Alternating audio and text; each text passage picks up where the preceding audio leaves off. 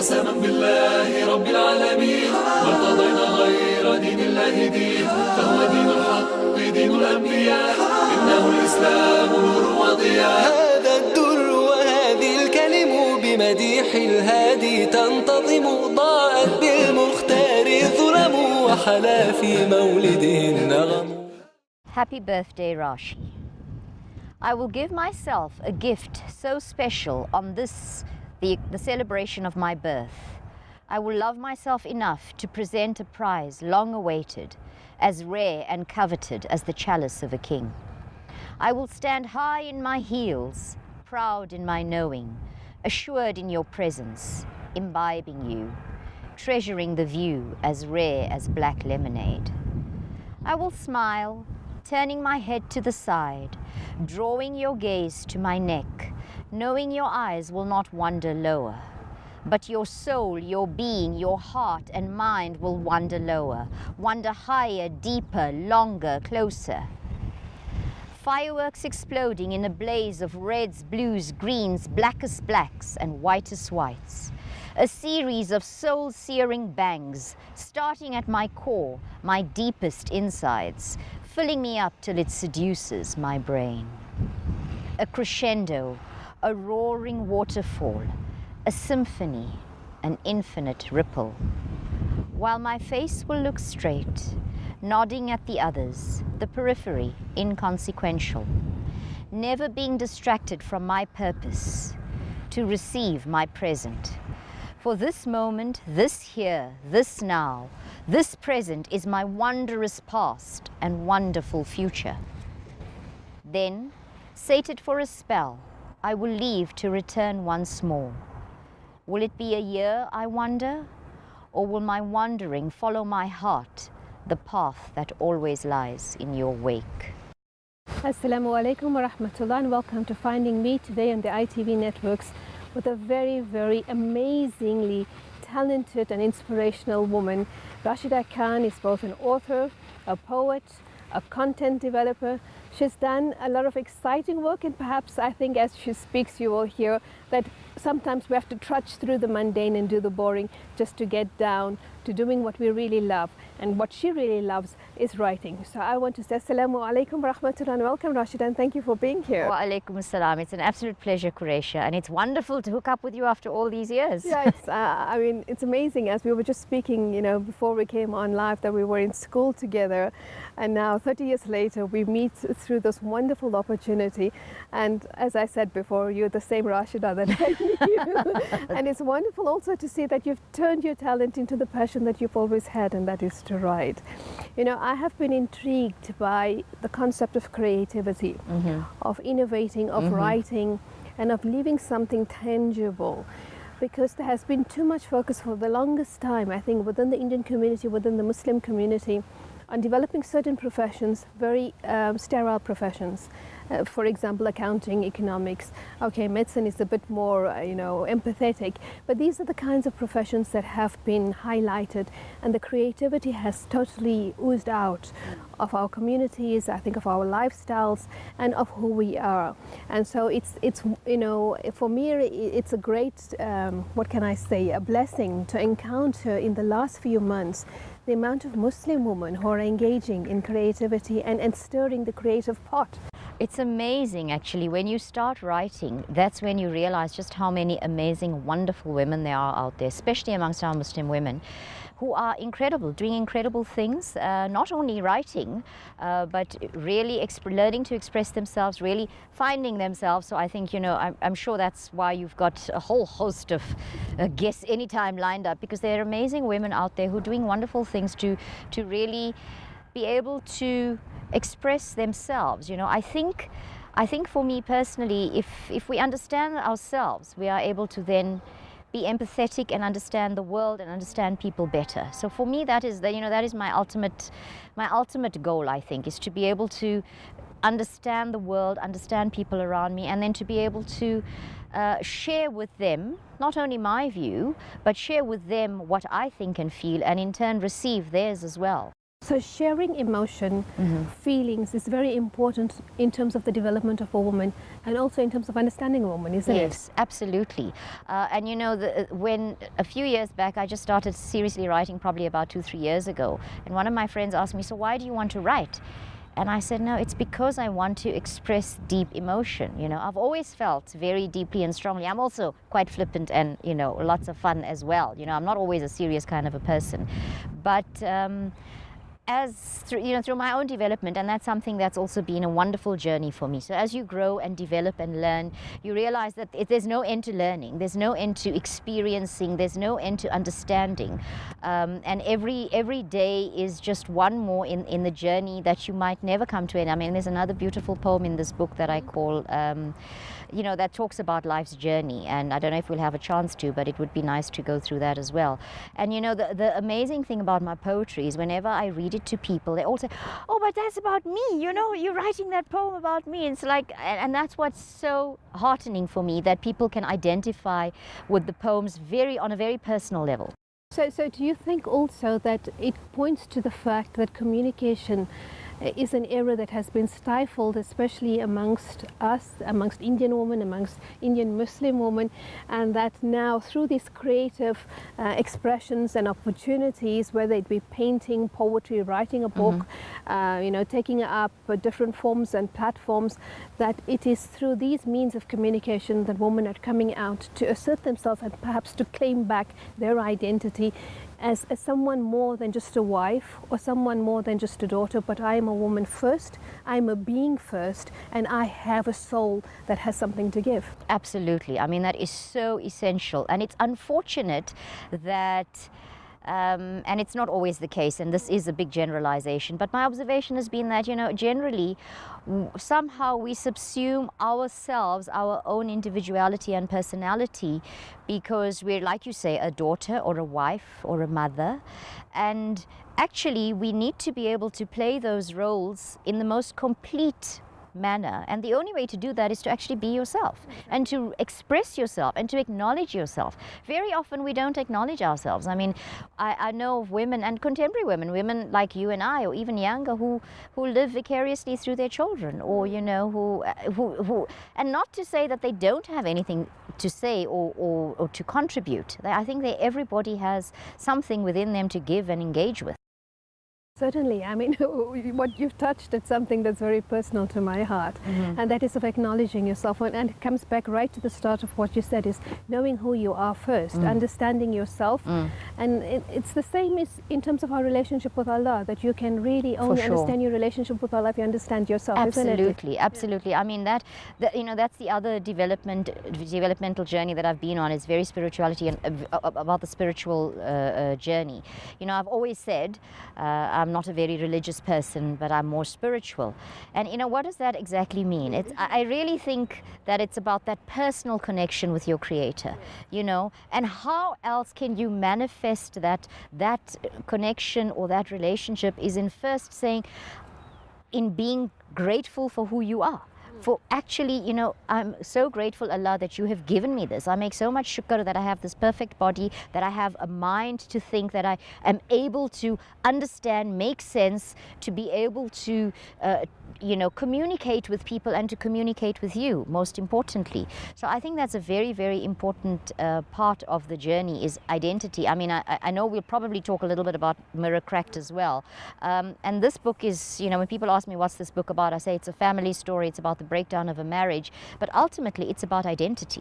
Okay, but before we come to Mirror Cracked, I want to go back to the opening poem now. Yes. The one that you read to us, Happy Birthday, Rashi. What lies behind that? Because automatically when you hear the words like Happy Birthday, Rashi, it's a very superficial understanding that, you know, it's stereotypical. It's the false consensus. When you hear those words, you automatically think of self-praise, or you're thinking about self-glorification, etc. What are you saying in your opening poem? So you know, when I started writing poetry, I actually stumbled upon it. I didn't plan to write poetry. I said all my life I want to write, but I thought I was going to write novels. I was going to write fiction.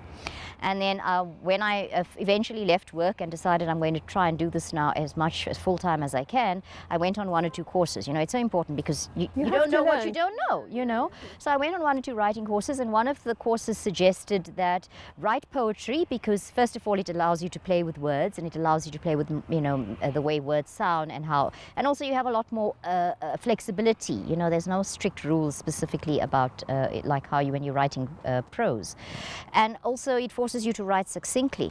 So I started writing poetry and discovered I really enjoyed it, and discovered it was yeah. So because it was that point in my life when I was reinventing myself, so to say, or deciding to, now I'm going to do this thing. You know, I've said I'm going to write, so now I'm actually going to get down and write. So there was a lot of very personal things that came through the poetry, you know. And Happy Birthday Rashi, when we were deciding on the topic of the book, I didn't know what it was. And then I said, you know what, it has to be Happy Birthday Rashi. First of all, I'm all about birthdays. You know, everybody knows. If you know me, you cannot forget my birthday. You know, you dare not forget my birthday. And I don't need presents, I don't need a party. I just need to be remembered and loved. And, you know, I'll do the same for your birthday. And please remind me about your birthday, because I'm also very useless at remembering them. So I take no chances about friends and family remembering my birthday. I give you a month, 3 week, 2 week, you know, call down. Even the day before, I'll send you a message, and don't forget it's my birthday tomorrow, so you better call. But it's not only, and so it is about the celebration of self. Happy Birthday Rashi. It is about self-love, but it's also about understanding the importance of living in the moment, understanding of being present in your life, being present for yourself, because it's only through that you're able to be yourself, you know. So you've got to be, it's about awareness, I think. I think a lot of the time we go through the motions, you know, we just go through life, we just do what we have to do. There's the school run, there's cooking, there's shopping, there's all that, and we forget about remembering who we are. And I'm not saying you can't do you mustn't do those things, or you must stop doing those things, but you must make sure that you're doing it and you're present in all of their times. And you know, that's the other thing about Islam and about being a Muslim. Everything that we do is a kind of ibadah. And how does that become ibadah? Only if you make the intention and if you're aware of it. Exactly. You know? Yeah. So there has to be a presence. It has to be present. Exactly. Okay, but we have to go to a break. When we come back, I want to discuss this a little bit further with you. We'll see you after the break. بمديح الهادي تنتظم ضاءت بالمختار الظلم وحلا في مولده النغم بمديح الهادي تنتظم ضاءت بالمختار الظلم وحلا في مولده النغم.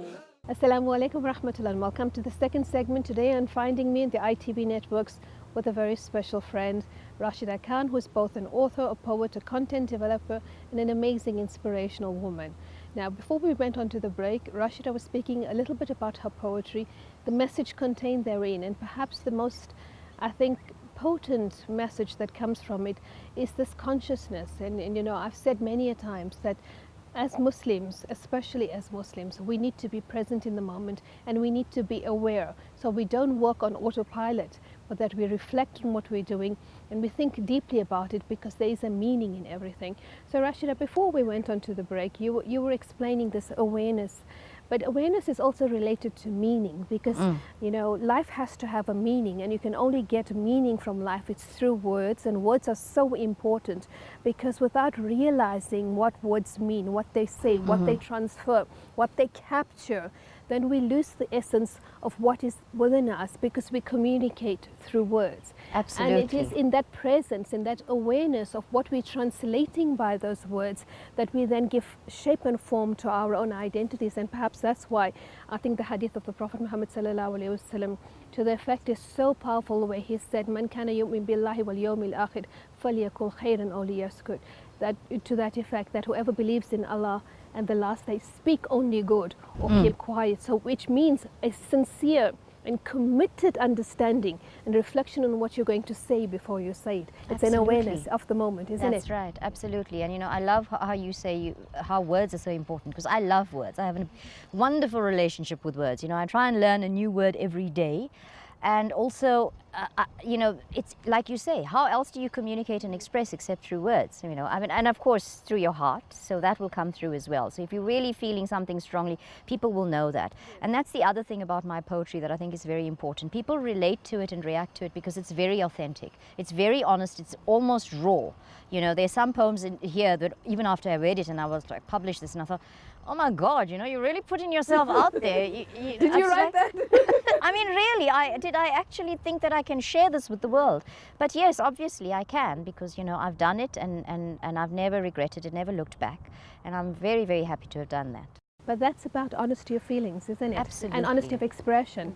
I think there's too much of time is spent in dubiousness or deception, where we try to hide or to withhold or to prevent, and that's where the communication gets really messed up. Exactly, exactly. You know, and communication is not only about what we say, but it's also about listening. And that's so important, to listen to other people and to really listen with your heart and your ears and your mind, you know, to make sure that you're getting everything and expressing it the same way. So I feel very strongly about words. And I think there's another dimension to that. It's also about how you say something as For well. sure. And For poetry is an amazing way. So you speak about this journey that you said, Yes. you know, in the previous segment. Yes. You spoke about, let's hear a little bit about what you wrote in terms of that. So this poem is called The Universe Revealed. The universe, vast and secretive, revealed through guidance, leading, teaching, answered. Walk with me as we navigate the familiar and unfamiliar, a journey taken by brave souls before us, embarked on by a fearless few. The hazards and pitfalls conquered, protecting and preserving those who love us back, whom we love more than yesterday, still not as much as tomorrow. Caution captured, it leads, guides, teaches the way to nirvana, a road that began at first breath, at first light, a never-ending tale over rivers and seas, mountains and valleys, storms and clarity. A story of our hand that will ink and turn the page over, to strive for an unknown, unpromised reward, an answer to a question asked since the beginning of time. The answer never being revealed, but the seeking of which will guide, lead, teach. Living, loving, laughing, learning, longing. The first and only lesson, we will remember to live and revel in the moment, appreciating the gift of the now, never forgetting to give thanks for an unseen, unknown tomorrow, knowing only that the next page will reveal itself by the hand that inks it and the hand that turns it. The hand reached for and found, guiding, teaching, leading, while being guided, led, taught. So I sense a lot of spirituality in this, because almost every word reminded me of something within the Quran or from the Quran. The way you speak about the universe, the nature in there, the whole concept of leading and being led. So accepting that, you know, it's not your effort alone. Absolutely. That you work in conjunction with something or with someone, that there is harmony. In order to achieve, you need that kind of consensus. When you spoke earlier also, you said you're more spiritual than religious. I see both in the poetry, and I want to ask that as you were writing this, did it reflect or did it occur to you in your reflections that part of my journey is being cognizant of my environment, of recognizing not only myself, of making shukr not only for me, that Allah has given me these blessings, but that He has put me in a cosmic harmony where there is nature, which you write about in this beautiful poem. You speak about the, you know, the skies, you speak about the nature, you speak about the path, the journey, the road, everything coming together to shape who you are and to give you a presence in this very dynamic present. So absolutely, I mean, definitely that awareness is there. But at the same time, it's weird when I tell you that I was writing the poetry and I didn't actually these thoughts weren't really crystallized in my head. So it wasn't so firm or whatever. But when I actually read them, then I realized that that is exactly what I'm saying, you know, what I'm meaning about the presence of oneself, the identity of oneself, also the relation to everything around us. You know, we do not live in isolation. No man is an island, or no person can ever be. So much as it's important to know who you are and to be proud of who you are and accept who you are, you must understand how you relate to everything completely. You know, I often say that the poetry came easier to me because maybe there was no pressure on me. I didn't think I was going to write a poetry book. I didn't think I was going to produce an anthology. So because of that, perhaps, you know, so some of the creative people say that you actually need to be in a still place, and the muse, or, you know, some people call them the whatever it is, the inspiration comes through you and comes to you. And maybe that's how it happened for me, you know, without being very conscious about it. I thought I'm writing, doing some kind of exercise to hone my writing skills, to get my craft down better. And it really is like that. It really is that you've got to let go to be able to focus. I don't know how to explain that contradiction to you. Yeah. You know? No, but it's true. It's that it's allowing the words to take control, isn't it? For sure. And it's that, you know, that other understanding and presence, that you're not alone. So there is a higher power. There is a Allah. There is a spiritual being out there that's guiding you and that loves you so completely. And, you know, so how else do you express your love to that being except by really living your true purpose? And so the spiritual meaning comes through the words, I guess, because, you know, as we spoke right at the start, the inability to communicate sometimes lays within us for a long time until we find that perfect still moment and we allow the words to come out in different creative forms. But there was something else that I felt very touched about in terms of your poem, this recognition of the presence, this awareness of that moment.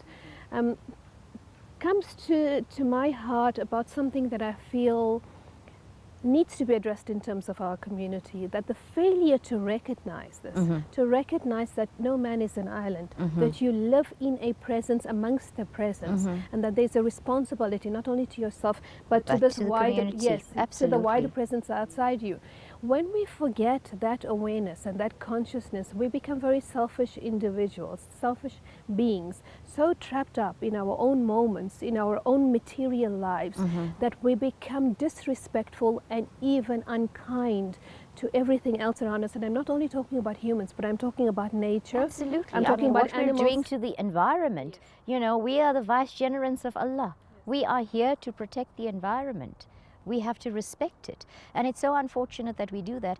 And I mean, even with our fellow man, I can't believe sometimes that people will and this is not judgmental. Please understand, I hate to be judgmental, and it's, you know, it's just an observation. How can you be happy to call yourself a Muslim when you are not living the most simple, the easiest kind of sunnah that the Prophet Muhammad ﷺ gave us? You know, smile.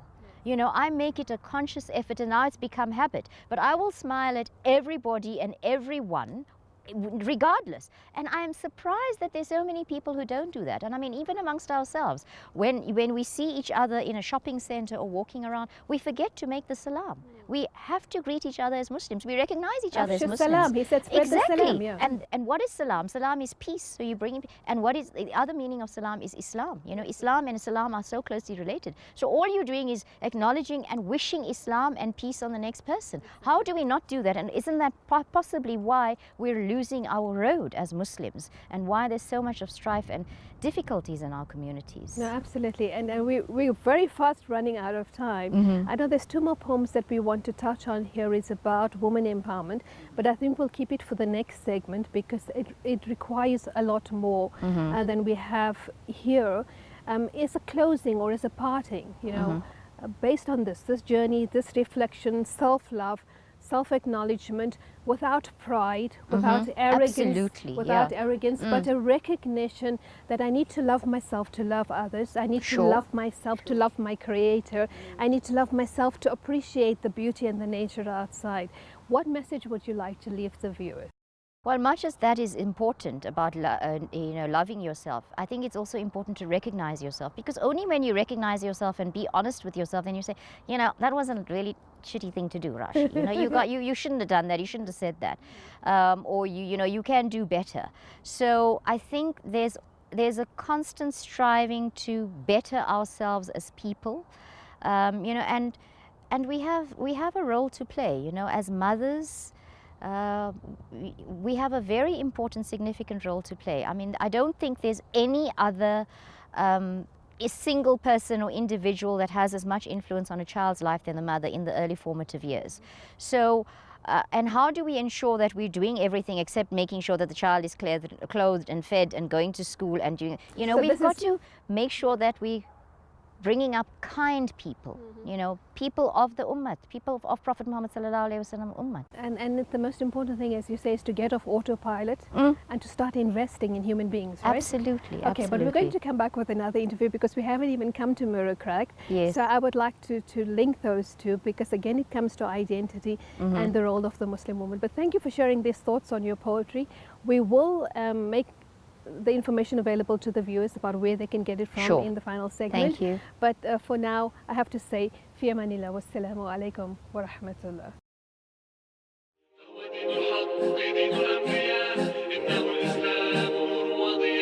قسما بالله رب العالمين ما ارتضينا غير دين الله دين فهو دين الحق دين الأنبياء إنه الإسلام نور وضياء. هذا الدر وهذه الكلم بمديح الهادي تنتظم ضاءت بالمختار.